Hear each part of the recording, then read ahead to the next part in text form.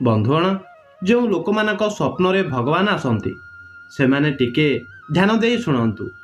ଏହା କୌଣସି ସାଧାରଣ କଥା ନୁହେଁ, କୌଣସି ସାଧାରଣ ସ୍ୱପ୍ନ ନୁହେଁ। ଏହା ତ ଏକ ସଂକେତ ହୋଇଥାଏ, ଏକ ଇସାରା, ଏକ ଦୈବୀ ଡାକରା, ଯାହାକୁ ବୁଝିବା ଲୋକ କେବେ ଜୀବନରେ ବାଟବଣା ହୁଏ ନାହିଁ। ଅନେକ ଥର ଆମେ ଭାବୁ ଯେ ସ୍ୱପ୍ନ ତ ବା ସ୍ୱପ୍ନ, କିନ୍ତୁ ସତ୍ୟ ଏହା ଯେ ଭଗବାନ ପ୍ରତ୍ୟେକଙ୍କୁ ଏମିତି ଦର୍ଶନ ଦିଅନ୍ତି ନାହିଁ। ଏହା ପଛରେ କିଛି କାରଣ ଥାଏ, କିଛି ଲୁଚି ରହିଥିବା ସନ୍ଦେଶ ଥାଏ, ଯାହାକୁ ବୁଝିଗଲେ ମନୁଷ୍ୟର ଭାଗ୍ୟ ବଦଳିପାରେ। ବହୁତ ଲୋକ ଏମିତି ଥାଆନ୍ତି ଯାହାଙ୍କୁ ଜୀବନରେ ଦୁଃଖ ମିଳେ, ଅସୁବିଧା ମିଳେ, ରାସ୍ତା ବନ୍ଦ ମିଳେ। ଏମିତି ସମୟରେ ଯେତେବେଳେ ହୃଦୟ ଭାଙ୍ଗିଯାଏ ଆଉ ମଣିଷ ଏକା ଅନୁଭବ କରେ, ସେତେବେଳେ ଭଗବାନ କେବେ କେବେ ସ୍ୱପ୍ନରେ ଆସି ତାକୁ ସାହାରା ଦିଅନ୍ତି। ଏହି ସ୍ୱପ୍ନ ଆମକୁ କୁହେ ଯେ ତୁମେ ଏକା ନୁହଁ, ତୁମ ସହିତ ଏକ ଅଦୃଶ୍ୟ ଶକ୍ତି ଠିଆ ହୋଇଛି ଯେ ତୁମକୁ ପଡ଼ିବାକୁ ଦେବ ନାହିଁ। ଏମିତି ସ୍ୱପ୍ନ ମନରେ ଶାନ୍ତି ଆଣେ, ଡର ମିଟାଏ ଆଉ ଜୀବନରେ ନୂଆ ବିଶ୍ୱାସ ଜଗାଏ। ଯଦି ତୁମକୁ କେବେ ଏମିତି ସ୍ୱପ୍ନ ଆସିଛି ଯେଉଁଥିରେ ଭଗବାନଙ୍କ ଦର୍ଶନ ହୋଇଛି, ତେବେ ବୁଝି ନିଅ ଯେ ଏହା ସାଧାରଣ ଘଟଣା ନୁହେଁ, ଏହା ନିଜେ ଏକ ବରଦାନ। ଏମିତି ସ୍ୱପ୍ନ ପ୍ରାୟତଃ ସେହି ଲୋକଙ୍କୁ ଆସେ ଯାହାଙ୍କ ହୃଦୟ ସଫା ଥାଏ, ଯାହାଙ୍କ ଭିତରେ ଭକ୍ତି ଥାଏ, କିମ୍ବା ଯିଏ କୌଣସି ବଡ଼ ଅସୁବିଧାରେ ଫସିଥାଏ ଆଉ ଭଗବାନ ତାଙ୍କୁ ରାସ୍ତା ଦେଖାଇବାକୁ ଚାହାନ୍ତି। ଅନେକ ଥର ଏହି ସ୍ୱପ୍ନ ଆଗକୁ ଆସୁଥିବା ଘଟଣାର ସଂକେତ ମଧ୍ୟ ଦିଅନ୍ତି, କେବେ ଶୁଭ ଆଉ କେବେ ସାବଧାନ କରିବା ଭଳି। ଯେଉଁ ଲୋକ ପାଠ ପଢ଼ି ନାହାନ୍ତି ସେମାନେ ମଧ୍ୟ ଏହି କଥାକୁ ସରଳତାରେ ବୁଝିପାରିବେ। ମା ଯେତେବେଳେ ନିଜ ଛୋଟ ପିଲାକୁ ପଡ଼ିବା ପୂର୍ବରୁ ଧରି ପକାନ୍ତି, ସେ ତାକୁ ଆଗରୁ ଇସାରା ଦିଅନ୍ତି ଯେ ସମ୍ଭାଳିକି ଚାଲ। ସେହିପରି ଭଗବାନ ମଧ୍ୟ ନିଜ ଭକ୍ତକୁ ଆଗରୁ ସଂକେତ ଦେଇଥାନ୍ତି, ଯାହାଫଳରେ ସେ ସତ୍ୟ ପଥରେ ଚାଲିପାରିବ। ଯେତେବେଳେ କୌଣସି ମନୁଷ୍ୟକୁ ସ୍ୱପ୍ନରେ ଭଗବାନଙ୍କ ଦର୍ଶନ ହୁଏ, ତା ଜୀବନରେ 3ଟି ପରିବର୍ତ୍ତନ ଆସିବାକୁ ଲାଗେ। ଏହି ପରିବର୍ତ୍ତନ ଧୀରେ ଧୀରେ ଦେଖାଯାଏ, କିନ୍ତୁ ଏହାର ପ୍ରଭାବ ବହୁତ ଗଭୀର ହୋଇଥାଏ। ପ୍ରଥମ ପରିବର୍ତ୍ତନ ଏହା ଯେ ମନୁଷ୍ୟ ଭିତରେ ଏକ ନୂଆ ଆଲୋକ ଜାଗ୍ରତ ହୁଏ, ଯେମିତି କୌଣସି ଲିଭି ଯାଇଥିବା ଦୀପ ହଠାତ୍ ପୁଣି ଜଳି ଉଠେ। ସେ ବିନା କାରଣରେ ଖୁସି ରହିବାକୁ ଲାଗେ, ମନରେ ହାଲକାପଣ ଅନୁଭବ ହୁଏ, ଆଉ ଯେଉଁ କାମ ପୂର୍ବରୁ ବୋଝ ଲାଗୁଥିଲା ତାହା ସହଜ ଲାଗିବାକୁ ଲାଗେ। ଏହା ଭଗବାନଙ୍କର ପ୍ରଥମ ସଂକେତ ହୋଇଥାଏ ଯେ ପୁତ୍ର, ଏବେ ମୁଁ ତୋ ସହିତ ଅଛି। ଦ୍ୱିତୀୟ ପରିବର୍ତ୍ତନ ଏହା ହୁଏ ଯେ ତା ଜୀବନରେ ଅସୁବିଧା କମିବାକୁ ଲାଗେ। ଯେଉଁ କାମରେ ବାରମ୍ବାର ସମସ୍ୟା ଆସୁଥିଲା, ଧୀରେ ଧୀରେ ରାସ୍ତା ଖୋଲିବାକୁ ଲାଗେ। ଅନେକ ଥର ଲୋକ କହନ୍ତି ହଠାତ୍ କାମ ହୋଇଗଲା, କିମ୍ବା ଭାବିନଥିଲି ଏହି ଖୁସି ଖବର ମିଳିଯିବ। ଏହା ହଠାତ୍ କିଛି ହୁଏ ନାହିଁ, ଏହା ସେହି ଦୈବୀ ଶକ୍ତି ଯେ ତାକୁ ଆଗକୁ ବଢ଼ାଉଥାଏ। ଭଗବାନ ଯେତେବେଳେ କାହାର ହାତ ଧରି ନିଅନ୍ତି, ତାର ଭାଗ୍ୟ ନିଜେ ରାସ୍ତା ସଫା କରେ। ତୃତୀୟ ସବୁଠାରୁ ବଡ଼ ପରିବର୍ତ୍ତନ ତା ସ୍ୱଭାବରେ ଆସେ। ମନୁଷ୍ୟ ଶାନ୍ତ ହେବାକୁ ଲାଗେ, ରାଗ କମିଯାଏ, ମନରେ ଦୟା, ପ୍ରେମ ଓ ବିଶ୍ୱାସ ବଢ଼ିବାକୁ ଲାଗେ। ସେ ଛୋଟ ଛୋଟ କଥାରେ ମଧ୍ୟ ଭଗବାନଙ୍କ ସଂକେତ ଖୋଜିବାକୁ ଲାଗନ୍ତି। ଏହା ହିଁ ପ୍ରକୃତ ଆଧ୍ୟାତ୍ମିକ ଜାଗରଣ ଅଟେ। ମଣିଷ ବାହାର ଦୁନିଆରୁ ନୁହେଁ, ନିଜ ଭିତରର ଆଲୋକରୁ ବଞ୍ଚିବାକୁ ଲାଗେ। ଏବଂ ଧ୍ୟାନ ରଖିବ, ଭଗବାନ ସ୍ୱପ୍ନରେ ଏମିତି ଆସନ୍ତି ନାହିଁ। ଏହା ପଛରେ 4ଟି ବିଶେଷ କାରଣ ଥାଏ। ପ୍ରଥମ କାରଣ, ବ୍ୟକ୍ତି କୌଣସି ବଡ଼ ବିପଦ ଦେଇ ଗତି କରୁଥାଇପାରେ ଏବଂ ଭଗବାନ ତାକୁ ସାହସ ଦେବାକୁ ଚାହୁଁଥାନ୍ତି। ଦ୍ୱିତୀୟ କାରଣ, କୌଣସି ଶୁଭ ପରିବର୍ତ୍ତନ ତା ଜୀବନରେ ଆସିବାକୁ ଥାଏ ଏବଂ ଭଗବାନ ପୂର୍ବରୁ ହିଁ ତାକୁ ପ୍ରସ୍ତୁତ କରୁଥାନ୍ତି। ତୃତୀୟ କାରଣ, ବ୍ୟକ୍ତିର ମନ ବହୁତ ପବିତ୍ର ହୋଇଥାଏ, ଭକ୍ତି ସତ ହୋଇଥାଏ ଏବଂ ଭଗବାନ ତାକୁ ଆଶୀର୍ବାଦ ଦେବାକୁ ଚାହାନ୍ତି।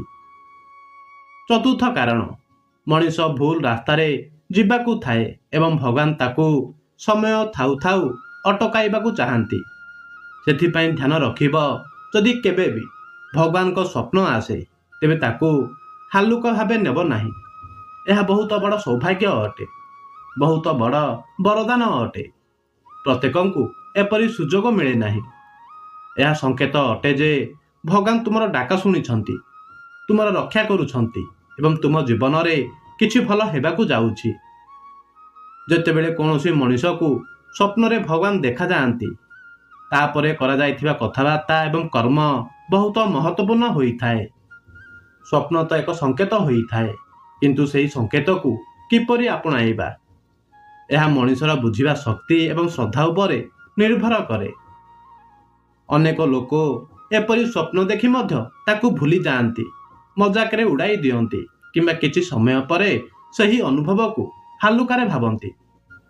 ଯେତେବେଳେ କି ସତ୍ୟ ଏହା ଯେ ଏପରି ସ୍ୱପ୍ନ ପରେ ମଣିଷର ପ୍ରତ୍ୟେକ ସ୍ୱପ୍ନରେ ଭଗବାନଙ୍କ ସ୍ୱପ୍ନ ଆସିବା ବହୁତ ଗୁରୁତ୍ୱପୂର୍ଣ୍ଣ ହୋଇଥାଏ।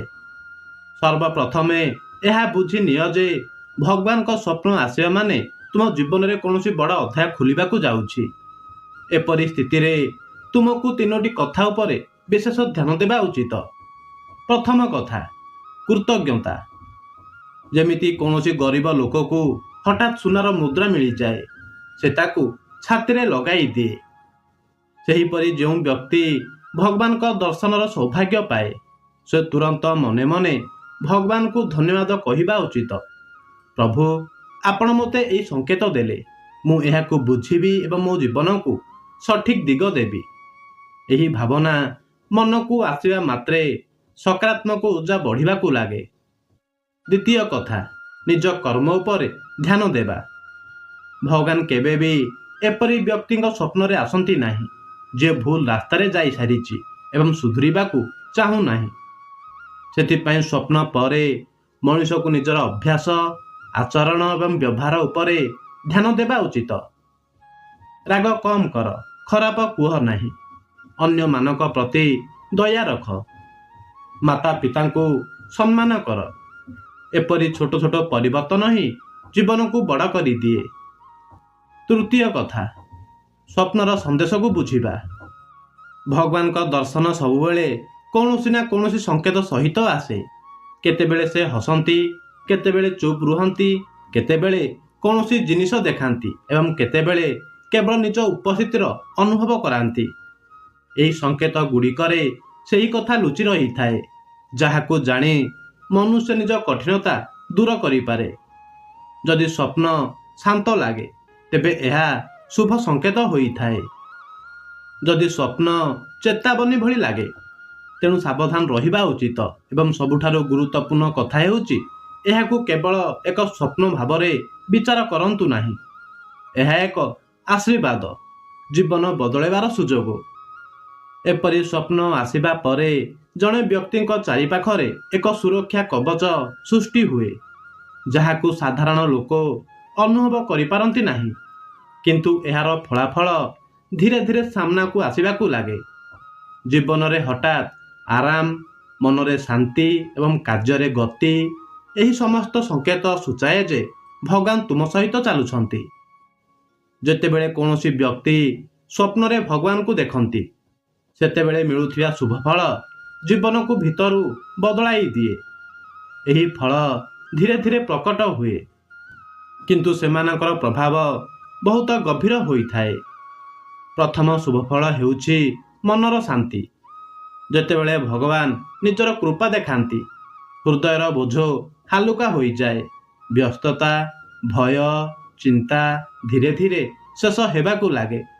ଏମିତି ଲାଗେ ଯେପରି ମନ ଭିତରେ କୌଣସି ଦିବ୍ୟ ଶକ୍ତି ବସିଛି, ଯାହା ପ୍ରତି ମୁହୂର୍ତ୍ତରେ ସାହସ ଦେଉଛି। ଦ୍ୱିତୀୟ ଶୁଭଫଳ, ଅଟକି ରହିଥିବା କାର୍ଯ୍ୟ ଆଗକୁ ବଢ଼ିବା। ଅନେକ ଲୋକ କୁହନ୍ତି ଯେ ଭଗବାନଙ୍କ ସ୍ୱପ୍ନ ପରେ ସେମାନଙ୍କ ଜୀବନରେ ହଠାତ୍ ନୂଆ ରାସ୍ତା ଖୋଲିବାକୁ ଲାଗିଲା, ଚାକିରି ମିଳିବାକୁ ଲାଗିଲା, ବ୍ୟବସାୟ ବଢ଼ିବାକୁ ଲାଗିଲା, ଘରେ ଖୁସି ବଢ଼ିବାକୁ ଲାଗିଲା। ଏହା କୌଣସି ଯାଦୁ ନୁହେଁ, ଏହା ଦୈବୀ ସଂକେତର ପ୍ରଭାବ ଅଟେ। ତୃତୀୟ ଶୁଭଫଳ, ଖରାପ ସଙ୍ଗତ ଏବଂ ଖରାପ ଅଭ୍ୟାସରୁ ମୁକ୍ତି। ଭଗବାନଙ୍କ ଦର୍ଶନ ହେବା ପରେ ମନୁଷ୍ୟ ଆପେ ଆପେ ଭୁଲ କାମରୁ ଦୂରେଇ ଯିବାକୁ ଲାଗେ। ହୃଦୟରେ ଭଲ ଗୁଣ ବଢ଼େ। ଖରାପ କାମ ପ୍ରତି ଘୃଣା ହେବାକୁ ଲାଗେ। ଲୋକ ନିଜକୁ ବଦଳାଇବାକୁ ଲାଗେ, କାରଣ ଭଗବାନଙ୍କ ସ୍ପର୍ଶ ତାକୁ ଭିତରୁ ପବିତ୍ର କରେ। ଚତୁର୍ଥ ଶୁଭଫଳ, ପରିବାରରେ ସୁଖ ଶାନ୍ତି ବଢ଼ିବା। ଘରେ ଝଗଡ଼ା କମ୍ ହୁଏ, ପରିବେଶ ହାଲୁକା ଏବଂ ଶୁଭ ହେବାକୁ ଲାଗେ। ଏପରି ଲାଗେ ଯେପରି ଘରେ କେହି ଦିବ୍ୟ ଦୀପ ଜଳାଇ ଦେଇଛନ୍ତି। ଭଗବାନଙ୍କ ଆଶୀର୍ବାଦ କେବଳ ବ୍ୟକ୍ତିଙ୍କୁ ନୁହେଁ, ତାଙ୍କ ପୁରା ଘରକୁ ଛୁଏଁ। ପଞ୍ଚମ ଶୁଭ ଫଳ, ସଙ୍କଟରୁ ରକ୍ଷା। ଅନେକ ଥର ଭଗବାନ ସ୍ୱପ୍ନରେ ଆସି ଆସୁଥିବା ବିପଦରୁ ଆଗରୁ ରକ୍ଷା କରିନିଅନ୍ତି। କିଛି ଲୋକ କୁହନ୍ତି, ଅଳ୍ପକେ ବର୍ତ୍ତିଗଲି, ପାଦ ପଛକୁ କରିନେଲି, ନହେଲେ ବଡ଼ ଭୁଲ ହୋଇଯାଆନ୍ତା। ଏସବୁ ସଂକେତ ଭଗବାନ ଆଗରୁ ହିଁ ଦେଇ ଦିଅନ୍ତି। କିନ୍ତୁ ଏବେ ଶୁଣନ୍ତୁ, ଶୁଭ ଫଳ ସହିତ କିଛି ସାବଧାନତା ମଧ୍ୟ ଜରୁରୀ ହୋଇଥାଏ। ଯଦି ଭଗବାନଙ୍କ ସ୍ୱପ୍ନ ଆସେ, ତେବେ 3ଟି ଭୁଲ ଆଦୌ କରନ୍ତୁ ନାହିଁ। ପ୍ରଥମ ଭୁଲ, ସ୍ୱପ୍ନକୁ ମଜାକରେ ଉଡ଼ାଇ ଦେବା। ଏହା ବଡ଼ ପାପ ମନାଯାଏ। ଏଥିରେ ଦିବ୍ୟ ସଂକେତ ହଜିଯାଏ। ଦ୍ୱିତୀୟ ଭୁଲ, ଅନ୍ୟମାନଙ୍କ ଆଗରେ ଡିଙ୍ଗ ମାରିବା ଯେ ମୋତେ ଭଗବାନ ଆସିଥିଲେ, ଏପରି ଅନୁଭବକୁ ବିନମ୍ରତାର ସହିତ ସମ୍ଭାଳିବା ଉଚିତ। ତାହା ଦେଖାଇବାର ଜିନିଷ ନୁହେଁ। ତୃତୀୟ ଭୁଲ, ପୁରୁଣା ଖରାପ ଅଭ୍ୟାସକୁ ଫେରିବା। ଯଦି ମନୁଷ୍ୟ ପୁଣି ସେହି ରାସ୍ତାରେ ଯାଏ, ତେବେ ସଂକେତ ନିଜର ପ୍ରଭାବ ହରାଇ ଦିଏ। ଏବେ ଅନ୍ତିମ କଥା, ଏହି ସଂକେତ କେତେ ସମୟ ପର୍ଯ୍ୟନ୍ତ ପ୍ରଭାବରେ ରହେ? ସତ୍ୟତା ଏହା ଯେ ଏହାର ପ୍ରଭାବ ସେତେବେଳେ ପର୍ଯ୍ୟନ୍ତ ରହେ, ଯେତେବେଳେ ପର୍ଯ୍ୟନ୍ତ ମନୁଷ୍ୟ ସଠିକ୍ ମାର୍ଗରେ ଚାଲେ। ଯଦି ବ୍ୟକ୍ତି ଭକ୍ତି, ବିନମ୍ରତା ଏବଂ ଭଲ କର୍ମ ବଜାୟ ରଖେ, ତେବେ ଏହି ଆଶୀର୍ବାଦ ଜୀବନ ସାରା ସାଥ ରହିଥାଏ। କିନ୍ତୁ ଯଦି ସେ ଲାପରବାହ ହୋଇଯାଏ, ତେବେ ଏହି କୃପା ଧୀରେ ଧୀରେ ପଛକୁ ହଟିଯାଏ। ସେଥିପାଇଁ ମନେ ରଖନ୍ତୁ, ଭଗବାନ ସ୍ୱପ୍ନରେ ଆସିବା କୌଣସି ଛୋଟ କଥା ନୁହେଁ। ଏହା ଜୀବନ ବଦଳାଇବାର ଏକ ଆହ୍ୱାନ, ଏକ ସୁଯୋଗ, ଏକ ବରଦାନ। ଯେ ଏହାକୁ ବୁଝିଯାଏ, ତାର ଭାଗ୍ୟ ନିଜେ ତା ପାଦ ତଳେ ନଇଁଯାଏ। ବନ୍ଧୁଗଣ, ଆଶା କରୁଛି ଏହି କଥାଟି ଆପଣଙ୍କୁ ନିଶ୍ଚୟ ପସନ୍ଦ ଆସିଥିବ। ଯଦି ଏହି କଥାଟି ଆପଣଙ୍କୁ ପସନ୍ଦ ଆସିଥାଏ, ତେବେ କମେଣ୍ଟ ବକ୍ସରେ ଜୟ ଶ୍ରୀ ହରିବିଷ୍ଣୁ ନିଶ୍ଚୟ ଲେଖିଦିଅନ୍ତୁ। ଏହା ସହ ଭିଡ଼ିଓକୁ ଲାଇକ୍ କରି ଆମର ୟୁଟ୍ୟୁବ୍ ଚ୍ୟାନେଲକୁ ସବସ୍କ୍ରାଇବ୍ କରିଦିଅନ୍ତୁ। ଧନ୍ୟବାଦ।